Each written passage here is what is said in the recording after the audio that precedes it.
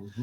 Hi, fans of high quality entertainment. I am with Glen, Marcia, Steve, and Chris, and we're going to be exchanging more albums. I think we're offering up 2 albums each. So, Steve, you're up first. All right. First up, I have from 1972, features my favorite female singer, and that is the band Frumpy and their album By the Way. Frumpy. Many people compare her to Janis Joplin. I think she's better than Janis Joplin. Nobody's better than Janis Joplin. Yes, she is. What's the name of the album, Steve? By the Way. By the Way? By the Way, 1972, Frumpy. Yeah, her name is Inga Rumpf, and she's the leader of the band. They only did 3 albums, 70, 71, 72, and then they did a live album. And then they broke up for like 20 years, got back together, did 2 more albums. It just didn't work out. But I think this is their crowning glory. It's got that big, heavy presence of Hammond organ from that era, which I love. The drummer and guitarists are also excellent. So that is my first one. Do my other one right away then too, Larry? Gonna do them right in a row? Yep. Okay. Then my next one is from 1984, and it's a little slice of power pop, and didn't realize it, Glenn, but I mean, I knew he was from Tulsa, but he died right after we left, and that's Dwight Twilley and his album Jungle, because we were there, October 11th, 12th, right around then, right? Yeah, he died on October 18th in Tulsa. Wow. But tons of guest stars on this. He's got Tom Petty, Mike Campbell, Susan Cowsill, Craig Cramp on drums. You'll see his name in a lot of credits. So he never got to. I've heard of him though. Yeah, he never got the fame I thought he deserved. He you might know the one single he had in '75 called "I'm on Fire." Then it was called the Dwight Twilley Band. But yeah, this is just a if you like your power pop, you're gonna like this album. And what was the title of it again? I'm trying to read. Jungle from 1984. Okay. I'll get mine out of the way. I have chosen 2 of my favorite solo artists. One I just became a huge fan of in the last year or so. I have all of his solo albums, but there's certain albums I've only maybe played once, and I played this again just last night. I'm thinking I gotta pick this one as one of the albums. It is Paul Weller and Saturn's Pattern from 2015. I just think it's an excellent album, and Saturn's that's my first choice. And my second one, this will get us the views. I think it's his second best album. It's one that you need to listen. It's one of those albums. The first listen, it's like, okay, that was kind of boring or whatever. But after like 2 or 3 listens, it's a 10 out of 10 for me, at least. It is Paul McCartney, Chaos and Creation in the Backyard. Even if you've heard this before, like I know Glen has, he needs to listen to it more because I think it's one of his greatest works.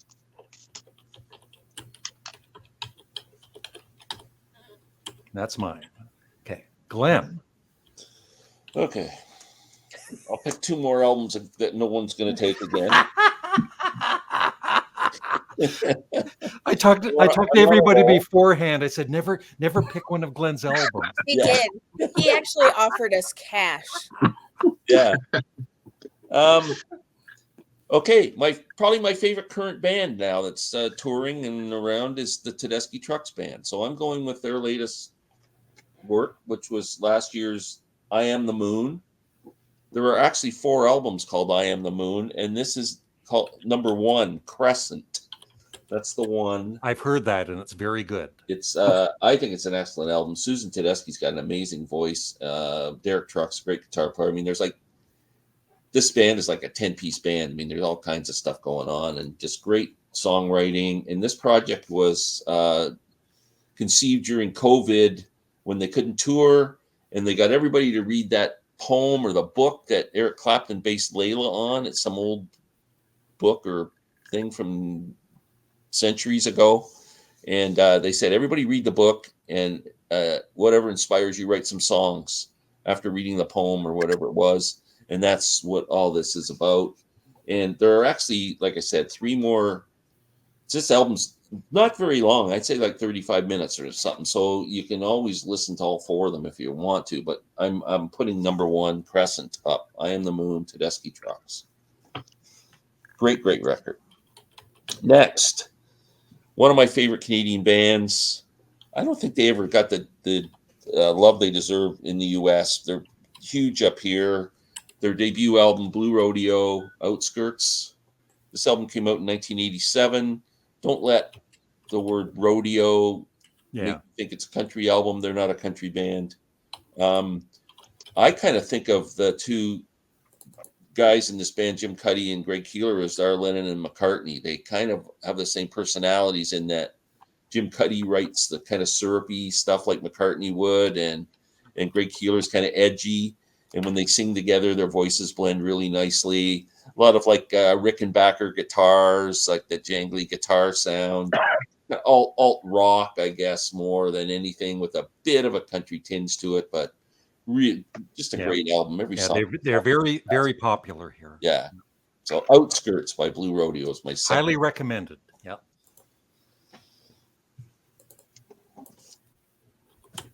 Okay, Marsha.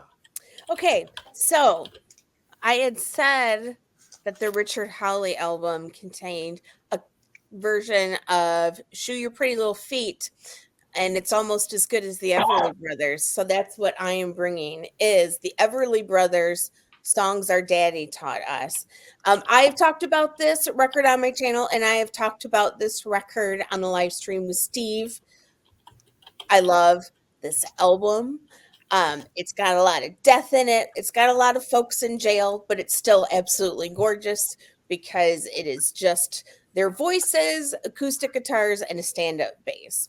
This was their second album after They're Off and Rolling, and there's nothing like Wake Up Little Susie on it. This is all traditional, like Appalachian type songs, and they're 19 and 21, and they're mature beyond their years musically. It's just beautiful, sad, but absolutely gorgeous in the same regard.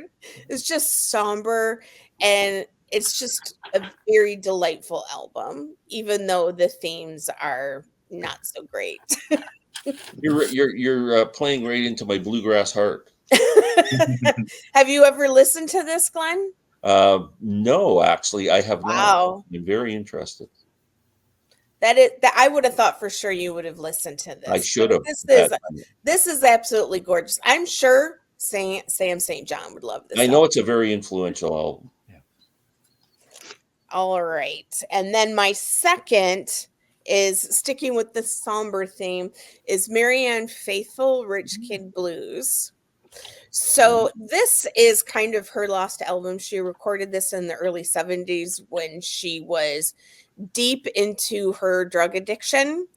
She was actually homeless when her producer found her and asked her to record this album. She recorded it, and then they shelved it because they said she sounded too drugged out.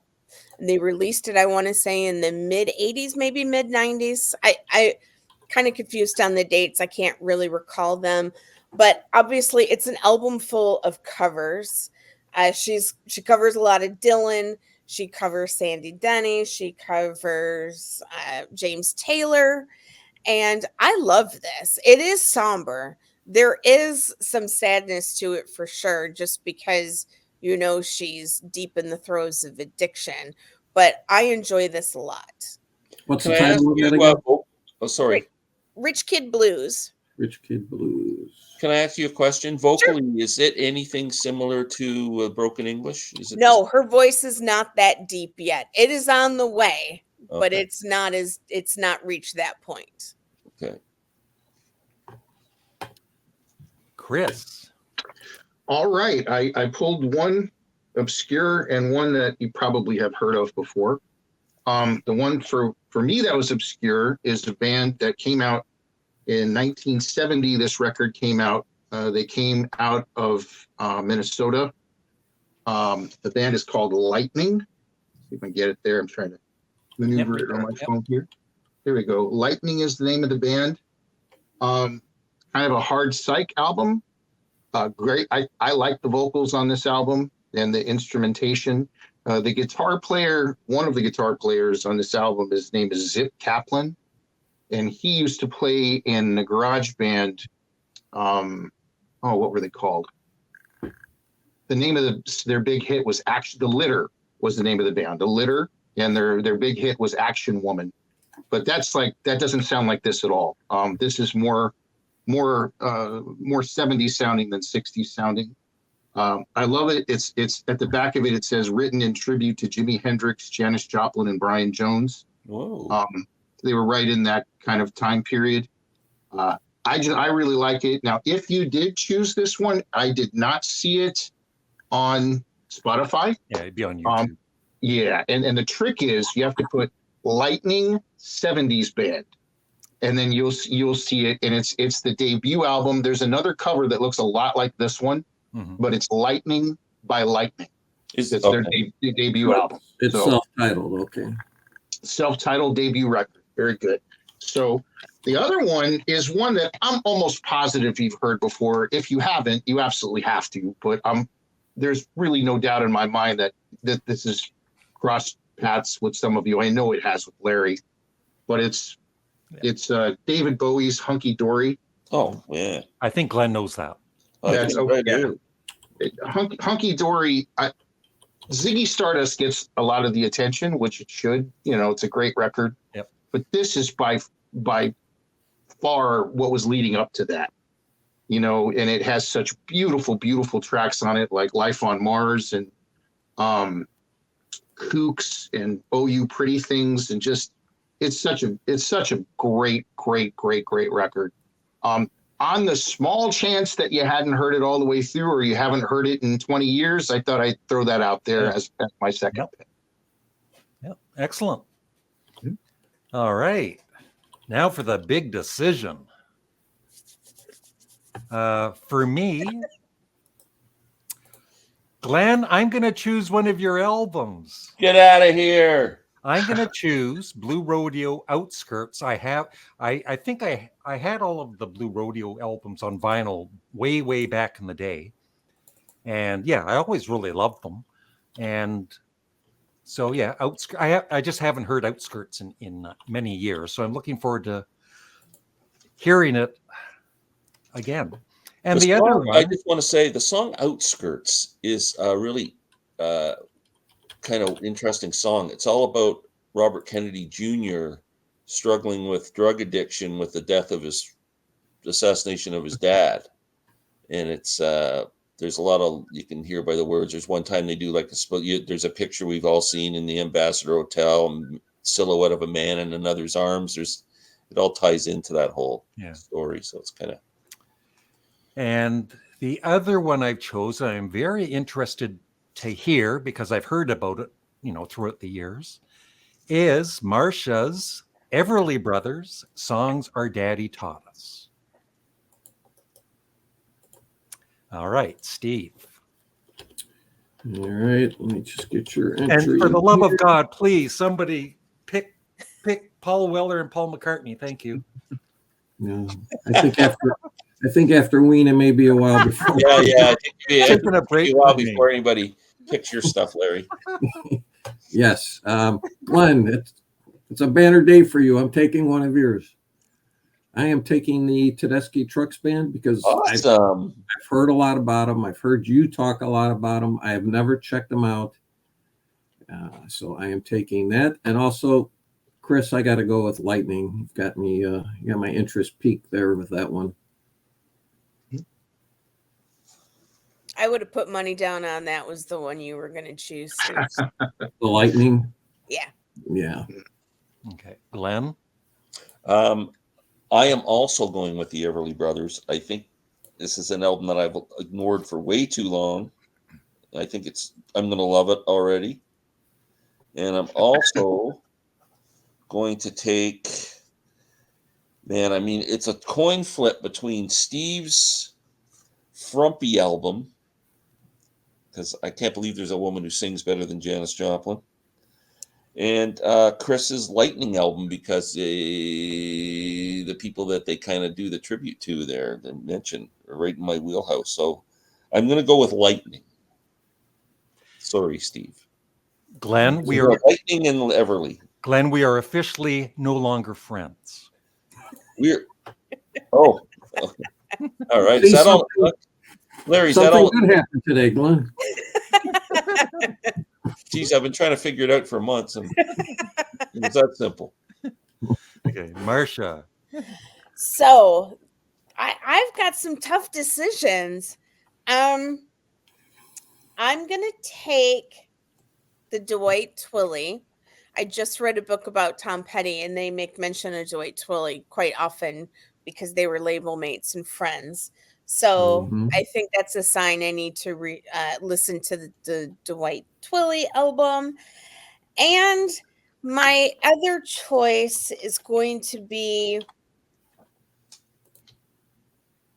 I'm going to do Hunky Dory. It's been a while since I've listened to it. And I, Mick Ronson. So. Oh, yeah. Now, Chris, before you pick your two, just remember, I think it's fair if one of everybody's albums is chosen. I'm just putting that out there. Well, honestly, I was headed in a certain direction anyway, so I think you'll be happy. Ultimately, I saw Susan Tedeschi open for the Rolling Stones many years ago, and she's great. So I'm sure that record's great. I was trying to kind of come up with something that I had no touch with at all, just so it'll be a brand new listening experience with me. I am I allowed to go back to Richard Hawley? Yep. Yeah, because we can all go back. Okay, because any album that's been offered. Yeah. I was headed in that direction before, and then after the review today, I'm like, I've got to listen to that. So if that's on the table, I want to take that one. And let me also go with Paul Weller and Saturn. Cool. Thank you. Mm-hmm. Have you heard any of his solo stuff? I have, but it's been a very, very long time. Okay. Cool.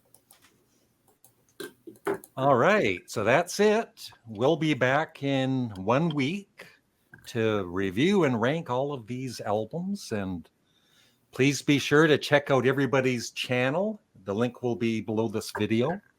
Any final words, Glenn? No, Larry. Because we're no longer friends, right, Glenn? Yeah. Okay. Thanks, everybody. Bye. All righty. That was awesome. Yeah.